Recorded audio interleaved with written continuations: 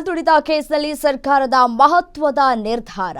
ಸರ್ಕಾರ ಸೇಫ್, ಖಾಸಗಿ ಸಂಸ್ಥೆಗಳ ಮೇಲೆ ಎಫ್ಐಆರ್ ಫಿಕ್ಸ್. ಡಿಎನ್ಎ ಹಾಗೂ ಆರ್ಸಿಬಿ ಮೇಲೆ ಕೇಸ್ ಫಿಕ್ಸ್. ಕುನ್ಹಾ ವರದಿ ಆಧರಿಸಿ ಕ್ರಿಮಿನಲ್ ಪ್ರಾಸಿಕ್ಯೂಷನ್ಗೆ ನಿರ್ಧಾರ. ಸಿದ್ದರಾಮಯ್ಯ ನೇತೃತ್ವದ ಸಚಿವ ಸಂಪುಟ ಸಭೆ ತೀರ್ಮಾನವನ್ನ ಕೈಗೊಂಡಿದೆ. ಅಧಿಕೃತ ಘೋಷಣೆಯೊಂದೇ ಇದೀಗ ಬಾಕಿ ಉಳಿದಿದೆ.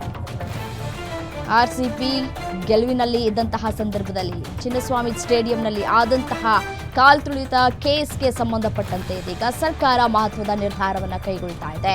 ಸರ್ಕಾರ ಸೇಫ್, ಇದರಲ್ಲಿ ಎರಡು ಮಾತಿಲ್ಲ. ಯಾಕೆಂದ್ರೆ ಸರ್ಕಾರದ ವಿರುದ್ಧ ಗಂಭೀರ ಆರೋಪಗಳನ್ನ ಕೂಡ ಮಾಡಲಾಗಿತ್ತು. ಸರ್ಕಾರ ಕಾರ್ಯಕ್ರಮ ಆಯೋಜನೆ ಮಾಡಿದ್ದೇ ತಪ್ಪು ಅಂತ ಹೇಳಿ ಸಾರ್ವಜನಿಕರು ಕೂಡ ಆಕ್ರೋಶವನ್ನ ವ್ಯಕ್ತಪಡಿಸ್ತಾ ಇದ್ರು. ಬಟ್ ಆದರೆ ಸರ್ಕಾರ ಸೇಫ್ ಆಗಲೇಬೇಕಲ್ವಾ? ಸೊ ಹಾಗಾಗಿ ಎಲ್ಲವೂ ಕೂಡ ಇದೀಗ ಗೋಲ್ಮಾಲ್ ಅಂತ ಕಾಣಿಸ್ತಾ ಇದೆ. ಸಚಿವ ಸಂಪುಟ ಸಭೆಯಲ್ಲಿ ಇದೀಗ ಒಮ್ಮತದ ತೀರ್ಮಾನಕ್ಕೆ ಬಂದಂತೆ ಕಾಣಿಸ್ತಾ ಇದೆ. ಸೊ ಹಾಗಾಗಿ ಸಂಸ್ಥೆಗಳ ಮೇಲೆ ಎಫ್ಐಆರ್ ಫಿಕ್ಸ್ ಮಾಡಬೇಕು ಅಂತ ಹೇಳಿ ಬಹುತೇಕ ಖಚಿತ ಅಂತ ಹೇಳಲಾಗ್ತಾ ಇದೆ. ಡಿಎನ್ಎ ಹಾಗೂ ಆರ್ಸಿಬಿ ಖಾಸಗಿ ಕಂಪನಿಗಳ ಮೇಲೆ ಎಫ್ಐಆರ್ ಆಗೋದು ಬಹುತೇಕ ಖಚಿತ ಅಂತ ಹೇಳಲಾಗ್ತಾ ಇದೆ. ಸಚಿವ ಸಂಪುಟ ಸಭೆಯಲ್ಲಿ ತೀರ್ಮಾನವನ್ನ ಕೂಡ ಕೈಗೊಳ್ಳಲಾಗಿದೆ. ಕುನ್ಹಾ ವರದಿಯನ್ನ ಆಧರಿಸಿ ಈ ಒಂದು ತೀರ್ಮಾನಕ್ಕೆ ಬಂದಂತೆ ಕಾಣಿಸ್ತಾ ಇದೆ ಸರ್ಕಾರ. ಸ್ಟೇಡಿಯಂ ಕಾಲ್ತುಳಿತ ಪ್ರಕರಣಕ್ಕೆ ಸಂಬಂಧಪಟ್ಟಂತೆ 11 ಜನ ಸಾವನ್ನಪ್ಪಿದ್ರು. ಈ ಸಾವಿಗೆ ಹೊಣೆ ಯಾರು ಅಂತ ಹೇಳಿ ಪ್ರಶ್ನೆಯನ್ನ ಮಾಡಲಾಗ್ತಾ ಇತ್ತು. ಆ ಪ್ರಶ್ನೆಗೆ ಸದ್ಯಕ್ಕೆ ಉತ್ತರ ಸಿಕ್ಕಂತೆ ಕಾಣಿಸ್ತಾ ಇದೆ. ಡಿಎನ್ಎ ಮತ್ತೆ ಆರ್ಸಿಬಿ ಮೇಲೆ ಕೇಸ್ ಫಿಕ್ಸ್ ಆಗುವಂತಹ ಎಲ್ಲ ಸಾಧ್ಯತೆಗಳು ಕೂಡ ಇದೆ. ಕುನ್ಹಾ ಅವರ ವರದಿಯನ್ನ ಸ್ವೀಕಾರ ಮಾಡಿದ್ದಾರೆ. ಸಿಎಂ ಸಿದ್ದರಾಮಯ್ಯನವರು ದೃಶ್ಯಾವಳಿಗಳನ್ನ ಕೂಡ ಗಮನಿಸ್ತಾ ಇದ್ದೀರಿ.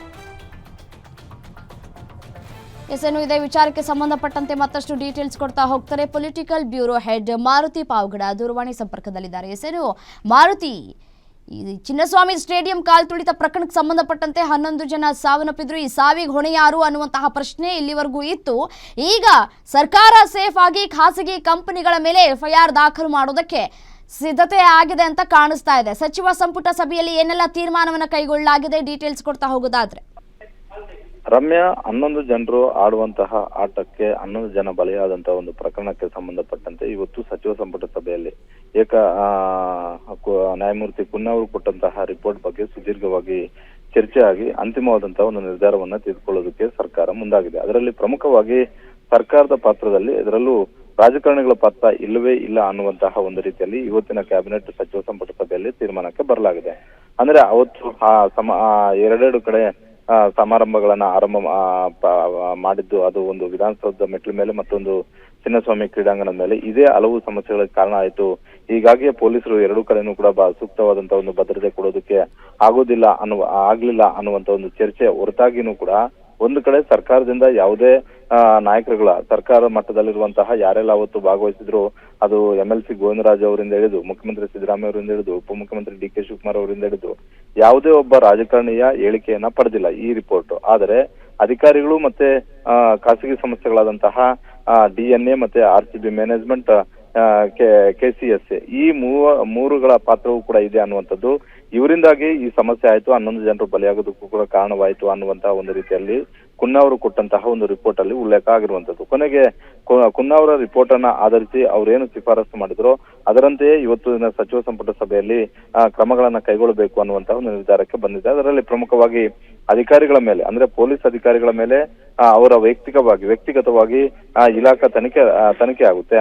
ಆದ್ರೆ ಈ ಖಾಸಗಿ ಸಂಸ್ಥೆಗಳು, ಅದು ಡಿಎನ್ಎ ಆಗಿರ್ಬೋದು, ಅದೇ ರೀತಿ ಆರ್ಸಿಬಿ ಆಗಿರ್ಬೋದು, ಅದೇ ರೀತಿ KCA ಈ ಮೂರು ಸಂಸ್ಥೆಗಳ ವಿರುದ್ಧ ಕ್ರಿಮಿನಲ್ ಪ್ರಕರಣಗಳನ್ನ ದಾಖಲು ಮಾಡೋದಕ್ಕೆ ಇವತ್ತಿನ ಸಚಿವ ಸಂಪುಟ ಸಭೆಯಲ್ಲಿ ನಿರ್ಧಾರ ಮಾಡಲಾಗಿದೆ. ಅಂದ್ರೆ ಮತ್ತೊಂದು ರೀತಿಯಾದಂತಹ ಒಂದು ಟ್ವಿಸ್ಟ್ ಅನ್ನ ಈ ಇವತ್ತಿನ ಸಚಿವ ಸಂಪುಟ ಸಭೆಯಲ್ಲಿ ಸಿಕ್ಕಿರುವಂತದ್ದು. ಅದರಲ್ಲಿ ಪ್ರಮುಖವಾಗಿ ಈ ಮೂರು ಖಾಸಗಿ ಸಂಸ್ಥೆಗಳ ಮೇಲೆ ಕ್ರಿಮಿನಲ್ ದೂರು ದಾಖಲಾಗಬೇಕು ಅನ್ನುವಂತಹ ಒಂದು ನಿರ್ಧಾರಕ್ಕೆ ಬಂದಿದೆ. ಹೀಗಾಗಿ ಮುಂದಿನ ದಿನಗಳಲ್ಲಿ ಈ ಮೂರು ಸಂಸ್ಥೆಗಳ ಮೇಲೂ ಕೂಡ ಎಫ್ಐಆರ್ ಆಗುವಂತಹ ಎಲ್ಲ ಸಾಧ್ಯತೆಗಳು ಕೂಡ ದಟ್ಟವಾಗಿದ್ದಾವೆ. ರಮ್ಯಾ, ಓಕೆ, ಥ್ಯಾಂಕ್ ಯು ತಮ್ಮ ಮಾಹಿತಿಗೆ.